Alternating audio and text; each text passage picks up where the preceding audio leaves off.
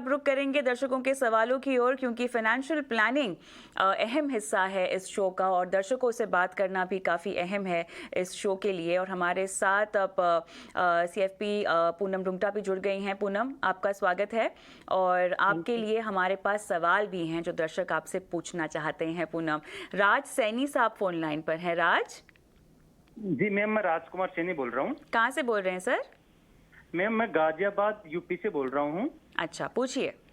Ma'am मैं air force में job करता हूँ। अच्छा अच्छा, बहुत बढ़िया सर। मैम मेरे पास अभी 6 फंड हैं। ICICI blue chip, ICICI mid cap, ICICI axis का मिड कैप, एक्सिस का ब्लू चिप, एक्सिस का स्मॉल और एक्सिस ग्रोथ अपॉर्चुनिटीज। ओके। और एक ICICI प्रूडेंशियल टेक्नोलॉजी फंड है जी। और एक फंड है मेरे पास पारंपरिक फ्लेक्सी कैप। ठीक है। ओके। मेरे पास टोटल 6 फंड हैं। तो मेरे पास एक्सिस के 4 फंड हैं। तो मैं चाह रहा हूँ कि उनमें से मुझे कुछ चेंज करना चाहिए, क्योंकि ब्लू चिप भी है, मिड कैप भी है, स्मॉल कैप भी है और ग्रोथ अपॉर्चुनिटी फंड भी है। आपका खाता है ना इस बैंक में?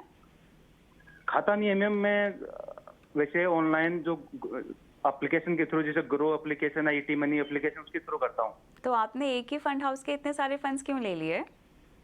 मैम वो पता नहीं था मैम, मैंने वो ले लिया गलती से। अभी क्या करना चाहिए मुझे? कोई बात नहीं, आपने सही जगह अपना सवाल भेजा है। हम आपको बिल्कुल गाइड करेंगे कि आपको इनमें से किन फंड्स में रहना चाहिए, किन फंड्स में नहीं रहना चाहिए। सवाल मैंने आपसे इसलिए पूछा ताकि आपको तो खैर अपनी गलती पता ही है, लेकिन आगे आप लोगों को आगाह कर सकें। और एक फंड हाउस के 4 फंड्स तो आपको नहीं ही रखने चाहिए। बाकी आपको समझाइश देंगी Poonam. Kavita, I would like to congratulate Raj Saini ji. It's nice to talk to somebody from Air Force. बिल्कुल बिल्कुल, हाँ। Very respect. तो उनके जो सवाल है उनके बारे में बताऊंगी कि जैसे आपने भी कहा कि एक ही फंड हाउस के 4 स्कीम नहीं रखने चाहिए, चाहे वो 4 अलग अलग कैटेगरीज के हों। क्योंकि जब हम डाइवर्सिफिकेशन की बात करते हैं तो ना ही सिर्फ कैटेगरीज की, but also in the AMC side हम चाहते हैं कि अलग अलग कंपनीज के अच्छे अच्छे जो फंड्स है वो आप लें और एक ही कंपनी में ना कॉन्सेंट्रेट करें अपने इन्वेस्टमेंट्स। तो जो एक्सिस फंड हाउस है उसका आप मिड कैप कैटेगरी में अपना निवेश चालू रखें और लार्ज कैप कैटेगरी में आप एक्सिस ब्लू चिप की जगह मिराई ब्लू चिप ले सकते हैं और स्मॉल कैप कैटेगरी में आप BSP मिड कैप के साथ जा सकते हैं। तो इस तरह आप अपने पोर्टफोलियो में जो कैटेगरीज आपने चुनी है वो तो एकदम सही है, बट आप फंड हाउस में भी डाइवर्सिफिकेशन करें। राज सैनी जी, कुछ सवाल पूछना चाहते हैं आप पूनम को? एक मेरा लास्ट था कि एक्सिस ग्रोथ अपॉर्चुनिटी फंड है। हाँ। वो ब्लू चिप और मिड कैप दोनों का मिक्स है। तो वो फंड मुझे रखना चाहिए या मिड कैप या ब्लू चिप को रखूं और ग्रोथ अपॉर्चुनिटी को बंद कर सकता हूं?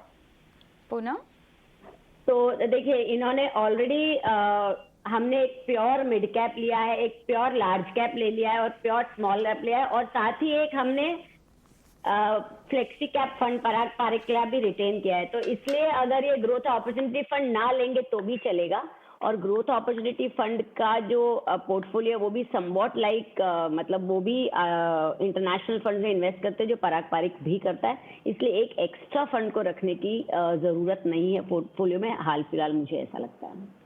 चलिए राज सैनी जी, उम्मीद करते हैं कि आपको सलाह समझ में आ गई है, बदलाव कीजिएगा उसके मुताबिक। बहुत अच्छा लगा आपसे बात करके, धन्यवाद। अगले दर्शक बीरेंद्र महतो फोन लाइन पर हैं। बीरेंद्र जी, नमस्ते मैम। नमस्ते सर, क्या हाल चाल? ठीक है मैम। बहुत बढ़िया, बताइए। मैम मैंने अपना पोर्टफोलियो व्हाट्सएप किए थे। हाँ, 4 फंड है, 16,000 रुपए आप डाल रहे हैं ना इसमें? जी मैम। सर, कब बनाया आपने ये पोर्टफोलियो? ये बनाया मैम SBI स्मॉल कैप 2015 से चल रहा है और बाकी हम बनाए थे 2 साल से चल रहा है। फंड्स तो आपके अच्छे हैं, लेकिन आप मुझे बताएं कब तक रहना चाहते हैं, आपका लक्ष्य क्या है? जी मैम, मेरे बच्चे के लिए अभी जो 4th क्लास में पढ़ रहा है तो उसका हायर एजुकेशन के लिए और रिटायरमेंट पर्पस के लिए। विदेश भेजेंगे बच्चे को? नहीं, इंडिया में ही। अच्छा, तो कुछ सोचा है कितने साल में कितना इकट्ठा करना होगा? रिटायरमेंट के बाद के लिए आपको कितनी पूंजी लगेगी? कुछ ऐसा कैलकुलेट किया है आपने? जी मैम, रिटायरमेंट के लिए वही 1 करोड़। और काफी होगा? बच्चों के एजुकेशन के लिए जी। अच्छा, और एजुकेशन के लिए? और 20 लाख। 20 लाख, चलिए 20 लाख। अभी आपका बेटा चौथी में है ना? जी जी मैम। चलिए ठीक है, तो अब थोड़ी क्लैरिटी आई है। पूनम बताएं, निवेश क्या काफ़ी है और क्या रिविजिट करना होगा गोल्स को? जो इनके करंट SIP अमाउंट है वो 16,000 रुपया है और उससे वो 15 साल ही में 1 करोड़ रुपया एक्यूमुलेट कर सकते हैं। ओके। और जो इनका 1 करोड़ रुपया जो ये चाहते हैं कि रिटायरमेंट कॉर्पस हो और 20 लाख रुपए बच्चे के एजुकेशन में, तो बहुत आराम से ये गोल अचीव कर सकते हैं। पर यहाँ ये देखने की बात है कविता की जो रेट से इन्फ्लेशन बढ़ रही है, जिस तरीके से महंगाई बढ़ रही है, उस हिसाब से ये जो सोच के आज चल रहे हैं वो अमाउंट आगे चल के सही होगा कि नहीं, क्योंकि 21 साल दूर है इनका रिटायरमेंट। तो इन्फ्लेशन को इन्होंने कितना फैक्टर इन किया है वो इन्हें देखना होगा। और हाल फिलहाल जो इन्होंने गोल बताए हैं और जो इन्वेस्टमेंट कर रहे हैं वो सही है, और जो टाइप ऑफ कैटेगरीज और फंड हाउसेस चुने हैं वो भी इनका अच्छा है, इसमें कंटिन्यू करें। पर टाइम टू टाइम रिव्यू करते रहें अपने गोल्स को, ताकि आगे चलकर कोई भी इन्फ्लेशन की वजह से या कोई भी और रीजन की वजह से कोई गैप आए तो उसमें इनको परेशानी ना हो। चलिए बहुत बढ़िया। कोई सवाल पूछना चाहते हैं बीरेंद्र जी? नहीं, थैंक यू मैम। बहुत बहुत धन्यवाद, अपना सवाल आपने हमें भेजा है। और इसी के साथ एक आखिरी सवाल, समय लगभग ख़त्म हो चुका है, दर्शक हमारे साथ फोन लाइन पर जुड़ नहीं पा रहे हैं पूनम, लेकिन मैं चाहती हूँ कि आप संक्षिप्त में इनको जवाब दें। शिवानंद रॉय का पोर्टफोलियो की मैं बात कर रही हूँ, इनके फंड्स आपके पास हैं, 2 लाख रुपए ये जो है निवेश कर रहे हैं हर महीने, और इनके 2 अलग अलग लक्ष्य हैं, रिटायरमेंट है और बच्चों की पढ़ाई है, जिसके लिए इन्हें कॉर्पस इकट्ठा करना है। बताएं, फंड्स आपके सामने हैं पूनम। जो शिवानंद जी का सवाल है उसमें वो 45 इयर्स में रिटायर होना चाहते हैं, और रिटायरमेंट के लिए हम जो एज एक्सपेक्टेड रखते हैं वो 85 तक रखते हैं, तो समझो करीब 40 से 45 साल उनको अपना रिटायरमेंट कॉर्पस चलाने के लिए बनाना होगा। और उन्होंने हाल फिलहाल जो अपनी प्रेजेंट मंथली खर्च बताया है वो 1 लाख रुपया है, और उसको अगर हम 5% से भी इन्फ्लेट करते हैं, और वो अभी 30 इयर्स ओल्ड है, 15 साल में रिटायर होना चाहते हैं, तो करीब 2 लाख रुपए उन्हें लगेंगे।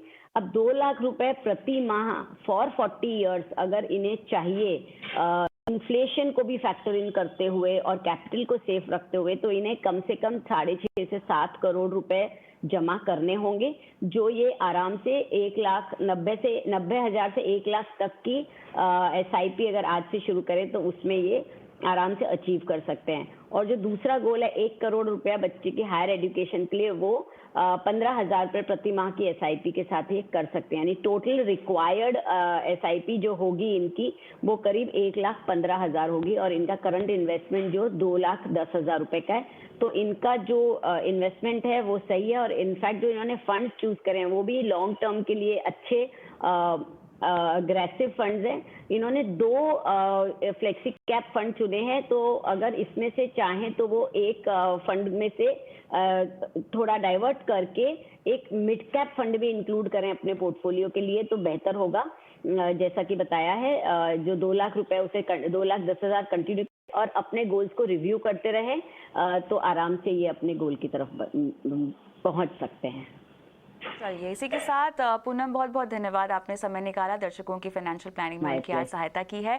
और ईटी मनी बनो अपना फाइनेंस मिनिस्टर में मुझे भी इजाज़त दें, लेकिन इस वादे के साथ कि आपके सवाल हम तक पहुंचते रहेंगे। देखिए, इस शो पर हम आपकी निवेश रणनीति आपको बनाकर देते हैं, आपको सलाह देते हैं हमारे एक्सपर्ट्स के ज़रिए। तो बहुत ज़रूरी है कि आप डिटेल्ड व्हाट्सएप अपनी फाइनेंशियल प्लानिंग से जुड़ा हमें भेजें। नंबर आपकी स्क्रीन पर फ्लैश हो रहा है, और आप चाहें तो लिखित रूप में व्हाट्सएप भेज सकते हैं, और सवाल का वीडियो भी शूट करके वो सवाल यहाँ पर अपलोड कर सकते हैं इस नंबर पर। चलिए, तो 9619873567 इस नंबर पर अपने सवाल हमें भेजिएगा। नमस्कार।